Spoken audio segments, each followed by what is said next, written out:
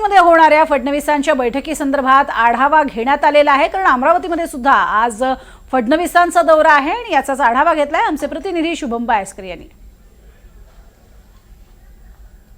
प्रतीक्षित स्थानिक स्वराज्य संस्थांच्या निवडणुकींचा बिगुल वाजलेला आहे आणि याच निवडणुकीसाठी भाजपने चांगलीच मोर्चे बांधणी सुरू केलेली आहे। आज जर पाहिलं तर अमरावती जिल्ह्यात दोन महत्त्वाचे इव्हेंट आहेत। पंचायत समिती आणि जिल्हा परिषदांच्या गटांचं आणि गणांचं आरक्षण निश्चित होणार आहे आणि त्याच पार्श्वभूमीवर मुख्यमंत्री देवेंद्र फडणवीस यांच्या अध्यक्षतेखाली भाजपची आज पश्चिम विदर्भाची आढावा बैठक आयोजित करण्यात आलेली आहे।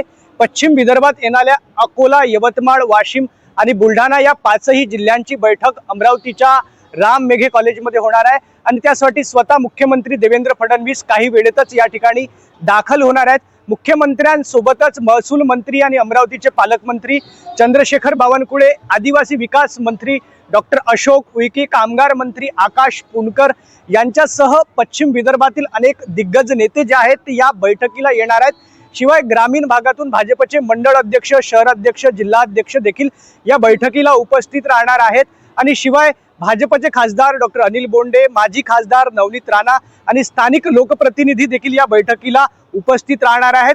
बैठकीच्या संदर्भातील पूर्वतयारी जी आहे ती अंतिम टप्प्यामध्ये आलेली आहे। मुख्यमंत्री देवेंद्र फडणवीस यांना Z+ सुरक्षा व्यवस्था असल्याने या ठिकाणी पोलिसांचा मोठा बंदोबस्त दाखल झालेला आहे। शिवाय या संपूर्ण परिसरात सर्च ऑपरेशन राबवण्यात आलेलं आहे। पोलिसांनी मुख्यमंत्र्यांच्या दौऱ्याच्या पार्श्वभूमीवर खास काळजी घेतलेली आहे।